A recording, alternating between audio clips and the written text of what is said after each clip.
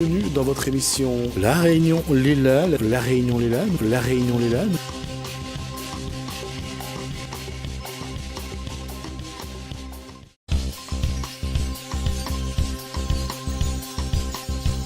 On change de sujet, cette fois-ci on va parler de quelqu'un qui se bat pour soigner sa maladie, sa sclérose en plaques. On reçoit Cédric Buseman dans Gadiam Réunionnais.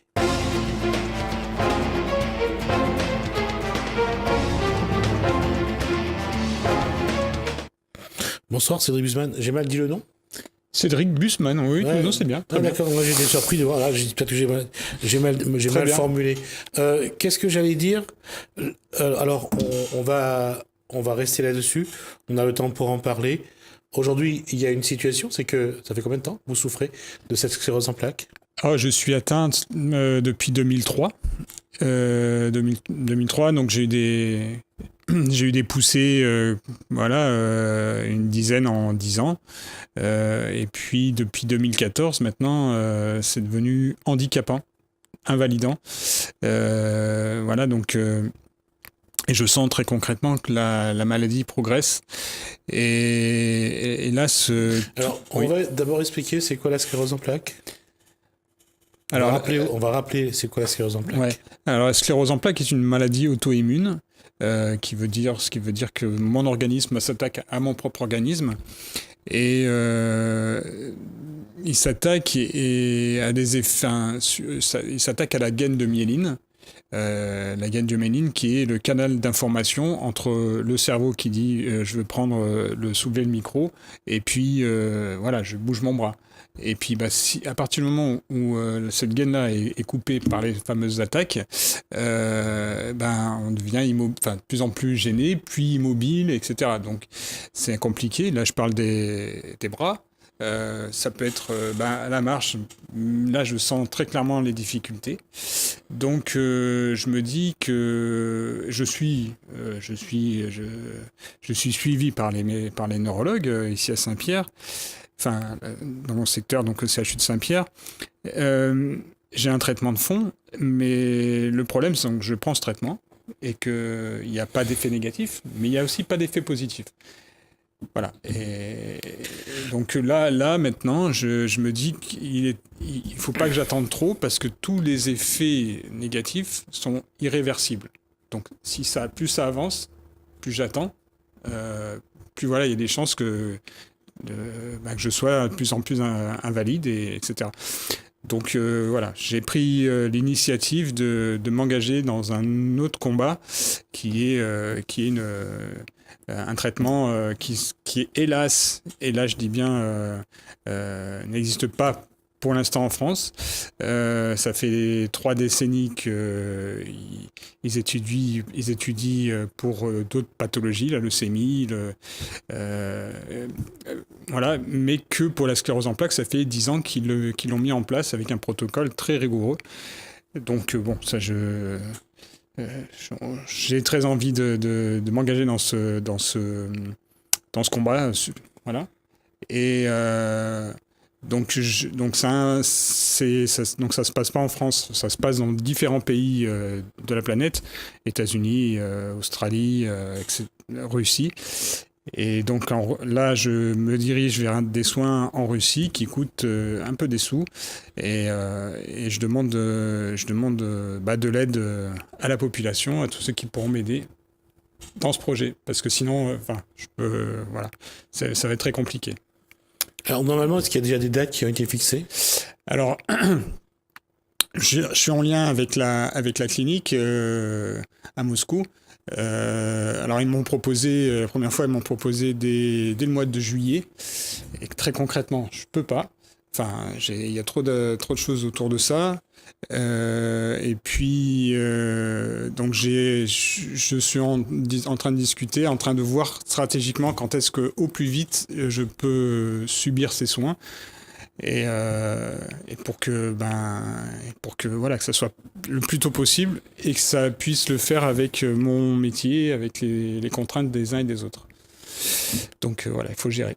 Alors, donc, j'ai besoin de votre aide. Ça, c'est le courrier donc, ça, c'est le papier, le flyer que Cédric Guzman met un petit peu partout dans les boîtes aux lettres et même, je pense également. Ouais. Donc là, donc il y a un petit. Ça, c'est une présentation. Après, il y a une autre feuille, mais bon, avec juste le lien de la cagnotte solidaire sur Let's Chill, c'est la plus connue. Donc et qui.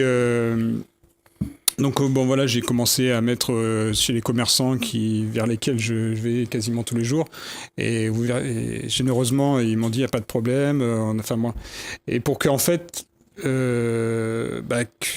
ceux qui se sentent qui veulent m'aider, qu'ils aient les moyens de pouvoir le faire, parce que tout le monde n'a pas accès aux réseaux sociaux. Enfin, tout le monde va pas sur les réseaux sociaux, donc directement chez les commerçants. Donc après, hop, on peut passer comme ça le message partagé, parce qu'il faut partager pour que chacun donne un petit peu, mais ce petit peu mis bout à bout, ça remplisse la cagnotte, ce qui me permettra financièrement de prendre ses soins. C'est bien sûr, il y a le voyage, l'hébergement, le coût des soins. Ouais, alors le coût des soins, c'est 45 000 euros.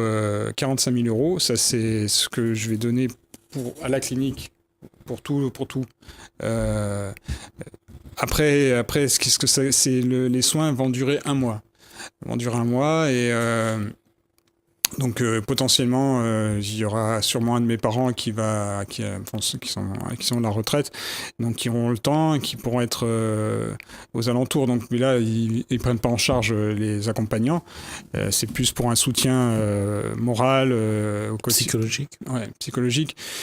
Donc voilà, ça c'est aussi des frais à tenir en compte, mais ça, moi ce que je veux surtout, c'est pouvoir financer les soins tout simplement. C'est le minimum, le minimum. Après je ferai, s'il faut, je ferai une demande de prêt, mais encore faut-il qu'il me soit accordé, parce que les prêts, c'est un peu compliqué. Oui, d'autant qu'aujourd'hui, on demande de faire des visites médicales avant les prêts. Donc là, ça va. Je suis mal barré. Ça va pas être simple non plus sur ce point-là. Donc aujourd'hui, l'aide, donc c'est un appel exactement. À générosité, à la générosité des uns et des autres. Ouais. Pour aider Cédric Guzman à payer au moins le protocole ouais. de tout ce qui concerne les soins et les médicaments. Et derrière ça, concernant le voyage, l'hébergement. Après, oui, là, c'est bon. Finalement, le trajet, le vol le plus cher, c'est entre ici et la métropole. Après, entre la métropole et Moscou, bon, c'est modeste.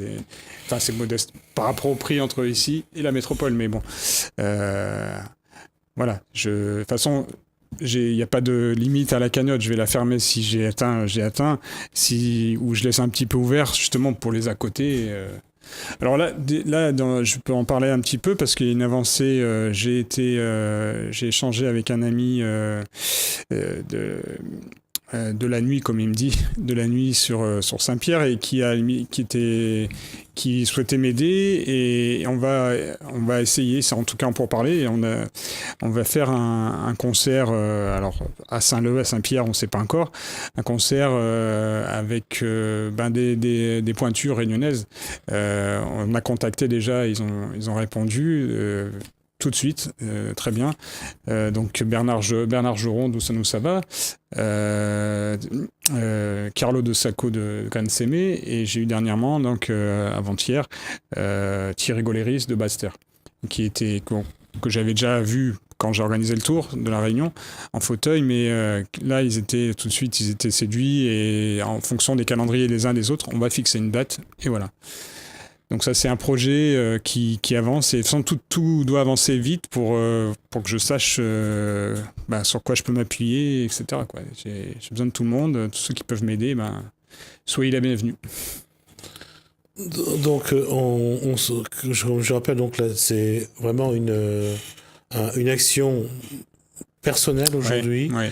Par rapport à ce qui était fait l'année dernière, par exemple, pour sensibiliser le public sur les j'allais dire, les situations de obstacles, handicap. voilà, les situations de handicap, donc justement des personnes donc qui souffrent de ça, enfin qui vivent avec ça plutôt que souffrent. La question c'est aujourd'hui comment faire en sorte comment est-ce que les gens comprennent ce que c'est la sclérose en plaques. Parce que quand on voit Cédric Busemann, hormis quand il est en fauteuil roulant ou avec ses béquilles, on va dire qu'on voit... C'est vrai que c'est une maladie, une pathologie, la sclérose en plaques, qui est complexe, parce que elle est vraiment très personnelle. J'échange là. Là dernièrement j'ai échangé avec des personnes qui sont atteintes de sclérose en plaques depuis plus longtemps que moi, depuis qui ont accepté. J'ai une personne il y a cette semaine il m'a rappelé que il était atteint de sclérose en plaques à l'âge de 12 ans. À l'âge de 12 ans, il en a 28 par là, et pour lui, à la fois, il m'encourageait dans ce projet de soins, et à la fois, c'est des sous, et là, je me bats pour récupérer les sous, mais c'est des sous, et quelque part, dire j'accepte la maladie, c'est dire, bon, je passe à autre chose, maintenant je l'ai, et je me bats tous les jours pour tout ce que j'ai à faire, mais je me bats pas pour me dire j'ai la possibilité de trouver un traitement... Donc bon, ils respectent, mais voilà, c'est ce traitement qui sera suivi à Moscou. Qu'est-ce qui fait que il n'existe pas en France? Alors, ce qui fait qu'il n'existe pas en France, c'est une bonne question. Je pense c'est un soin, c'est des soins, donc c'est une greffe de cellules souches. Des cellules souches qu'on me prend dans mon sang, dans la partie externe. Enfin, c'est apparemment pas très compliqué médicalement à récupérer ces cellules souches qui vont mettre à une température inférieure à 0 avant de me faire subir une chimiothérapie. Et puis après, ils vont réinjecter, voilà. Mais cette pratique est faite ici en France, mais pas pour la sclérose en plaques. Donc, j'allais dire, tout ce qui concerne, c'est la bioéthique, je suppose, concerne la création de ces souches. La France a quand même aussi un souci, à savoir partager entre j'allais dire la morale, partager entre suivre la science et on le voit, ne serait-ce que pour dans tout ce qui est procréation, que la France a vraiment entre la position de l'Église, le conservatisme des uns et des autres, et ce que veulent ceux qui sont pour la procréation médicalement assistée, la PMA donc. Ouais. Donc on voit la difficulté de la France de trouver une posture entre les traditionalistes et les progressistes. La question reste posée. Tout à fait. Non, c'est clair. Et puis bon, après les intérêts des uns et des autres, des lobbying, etc. Donc, est-ce qu'on a vraiment envie de faire sortir les gens de la pathologie ou pas, ou est-ce qu'on veut les accompagner? Enfin, c'est voilà. Moi, quand on a la maladie que vous avez, on se pose la question de savoir est-ce que ce pays veut vraiment soigner les malades? Quand on est dedans, on se pose même plus cette question. J'ai envie d'être soigné, bien sûr, mais je me dis pas. Je me dis pas ce gouvernement. Enfin, je me pose pas des questions qui me concernent pas à ce moment-là. C'est de la politique et moi, je vois mon cas et je vois que là, ici en France, j'ai pas la possibilité donc. À l'étranger, oui, il y a des résultats. Je fais pas n'importe quoi. Bien sûr que je fais pas n'importe quoi. Et les résultats, c'est-à-dire que à Moscou, ils ont le protocole qui permet de reconstituer la myéline autour des nerfs. Alors oui, ils font. En fait, ce que j'ai pu avoir comme témoignage, parce que il y a une personne là qui a à peu près mon âge, sclérose en plaques, etc. Il a suivi le protocole, donc encore une fois, c'est 1 mois. Et après, il y a 3 mois où il y a le système immunitaire qui se reconstitue.